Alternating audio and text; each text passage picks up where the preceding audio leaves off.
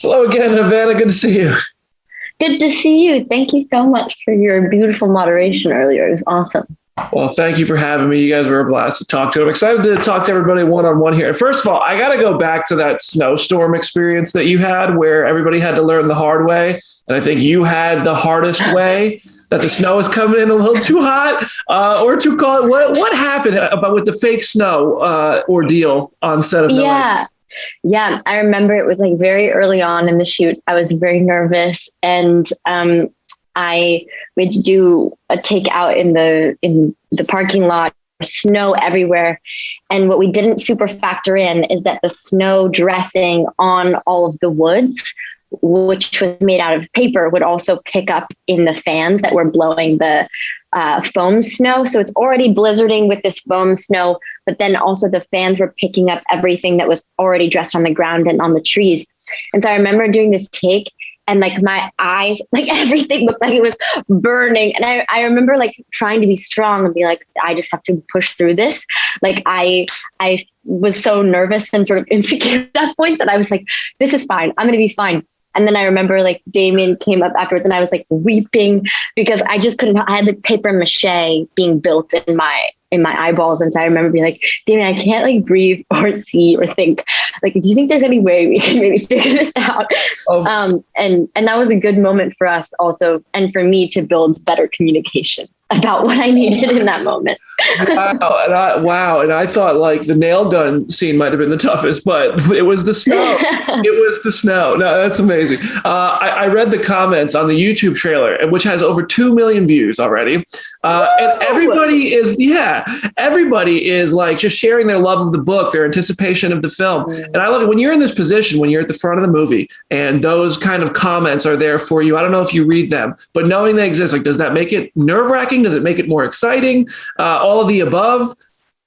I think it's both. You know, I think it's so amazing that there is this hungry fan base around the novel by Taylor Adams. I think it's an awesome book, and I can totally understand the fervor of wanting to see what this movie is going to be.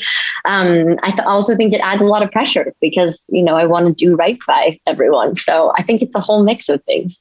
Yeah, it's. I hope you're enjoying the ride. And the book that you mentioned from 2017, I'd love to hear, like, when you became familiar with that story, how much do you allow that to influence what you're doing in Damien's version, the movie that you guys are making, versus, you know, obviously you want to pay homage to the book, you want to make the fans of the book happy, but you do have to make it your stamp, your version, in order to make it like your film. So, like, what kind of stuff did you learn that you wanted to do, but also say, like, all right, this is the way I have to do it?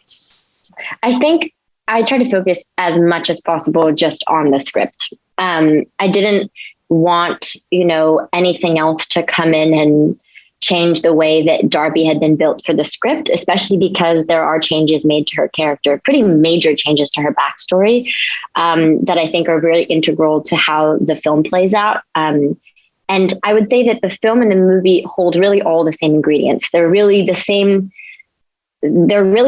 beast, but maybe from different angles. But I do think that what's exciting about them being a bit different is that hopefully audience members who did read the book will have sort of a way in to appreciate this anew and have sort of like still be able to be surprised and have a new experience with the same material that they already love. And I think that sort of adds its own excitement.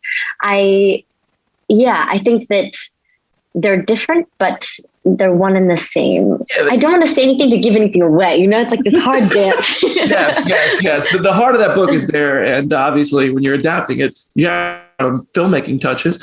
Your character, Darby, she drives the story forward. It also kind of has very much a perspective that the audience has. Like, as she's learning things, as she's evolving, we as an audience, we're learning things. Our perspective on all the other characters is evolving. Did you find yourself, you guys shot this in order, which is rare for a film. Did you find yourself like relating to her in that sense? Did you appreciate that you got to go through that journey in real time with her as you were making the film? Yeah, it's funny. I know David mentioned earlier to you that, you know, it was really a pleasure for him to be able to work chronologically. And I think that I can say that very much the same, and also say it also made the scenes that are difficult and the ones in succession that are difficult even more difficult because you are working with them all in one chunk. And I remember there were days on set where there's like a specific stretch that once you see the movie, you'll know what I'm talking about. And I remember crew members were like just walking off, like being like, I need a break. I need to breathe. Like, this is so intense. And we need a moment to sort of like breathe around this. And I don't mean walking off like quitting. I mean, like, they were just like, I need to take a breath of fresh air and then come back on and have some water. And I think all of us sort of felt like that. Like, the intense moments were even more intense because they were happening chronologically. And the moments that are quiet have more sort of juice and reality to them, I think, in part because they're happening in succession as well.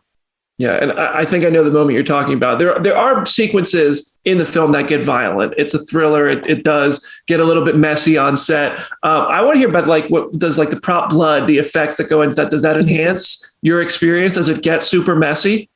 Yeah, totally. I imagine there were days where you guys were just like covered. Oh, I mean, I don't want to give anything away, but yeah, I'm pretty obsessed with Gabe's work in this. She did she was sort of like the top dog on makeup, and she gave so much fantastic direction around how much or how little to sort of give of that physical remnants of violence. And I think that really drives forth how much, looking in the mirror when you look a certain way, perhaps a wee bloody, is definitely a different experience. And I think it does help to sort of align with what's happening in the script and the character. I will say it's very sticky. And for Mila and I, the beautiful actress who plays Jay, got stuck together a lot with this fake blood. So that was a very funny element. Our hair would be stuck together and hands and shirts and things. And so it added its own sort of fun.